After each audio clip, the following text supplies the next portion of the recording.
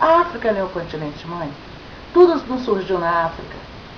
Como que nós podemos ter uma educação eurocêntrica, isto é, pautada na Europa, se nós não temos nada a ver com a Europa? Nós temos a ver inicialmente com a África, porque nós somos originários da África.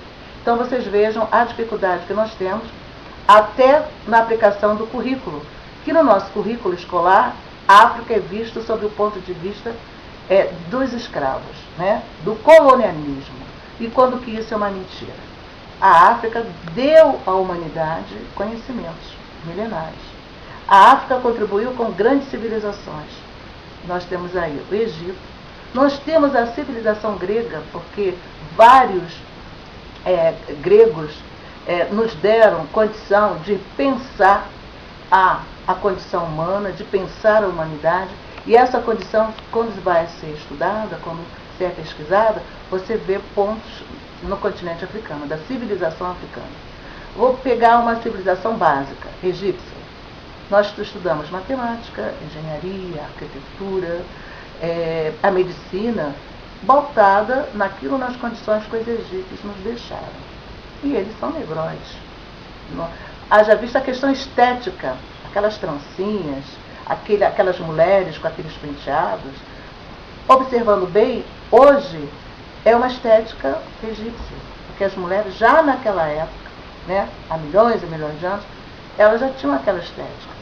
E hoje as mulheres africanas têm o trançar, que é inclusive um produto, é uma arte, porque quando você trança cabelo, você até precisa saber de matemática, porque você tem aí proporção, espaçamento, né? Tem toda uma situação que não é só você pegar o cabelo e trançar, mas você precisa saber que a cabeça humana, o cabelo humano, ele é um espaço de se pensar matemática. E isso a gente não pensa, né? E lamentavelmente, a gente não reconhece a nossa cultura nacional como uma cultura bonita, como uma cultura importante. E daí, muitas das vezes, comportamentos culturais que advêm do negro e da negra, a gente tem como ponto menor. E isso é péssimo, porque isso gera uma coisa que é fundamental para todo ser humano, que é a questão da identidade.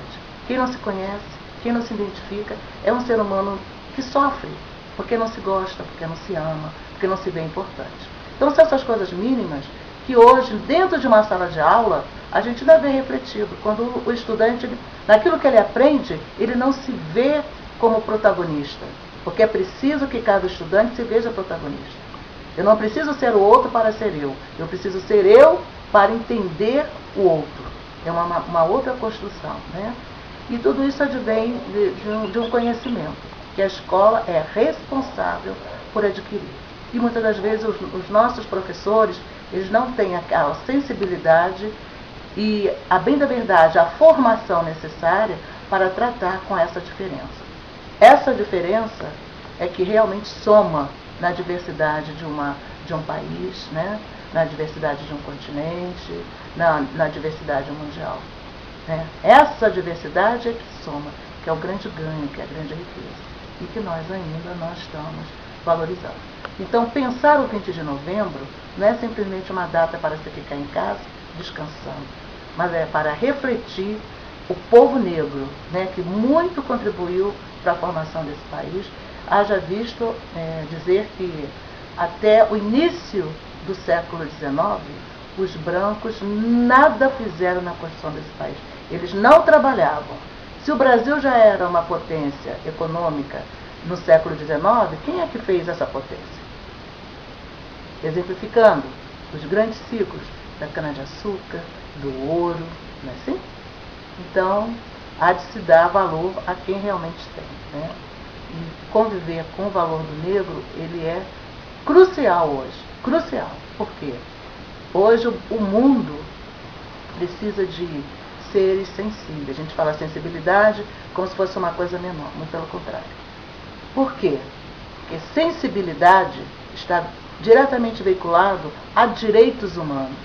E direitos humanos é você garantir a sua permanência no universo de uma maneira digna, de uma maneira feliz.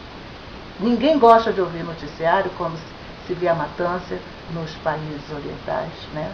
Nos países árabes. Ninguém gosta, duvido que alguém goste disso. Ninguém gosta de ouvir. Hoje, se fala, o que está se falando hoje?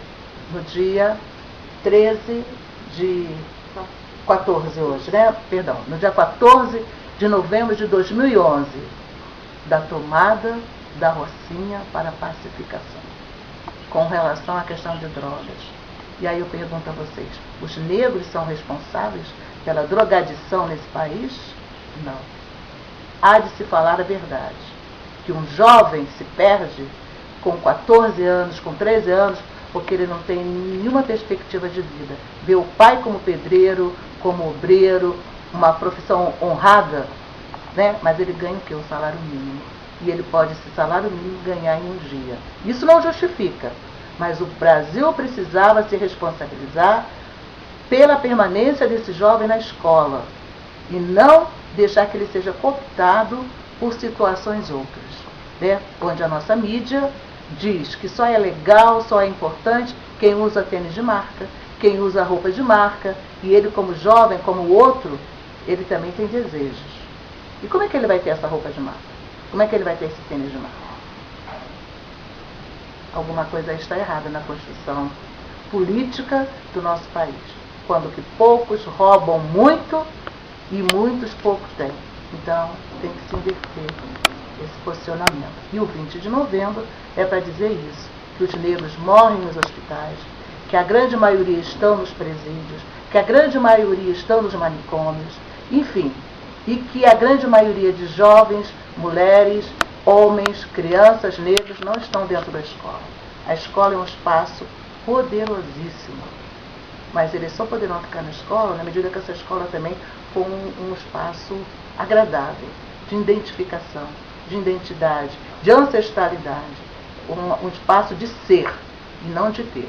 Força e pudor, liberdade ao povo do Pelô, mãe que é mãe no parto sente dor, e lá vou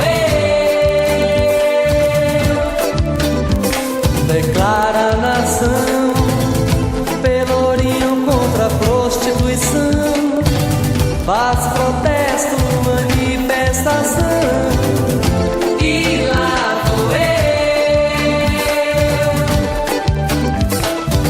Se expandiu e o terror já domina o Brasil. Faz denúncia,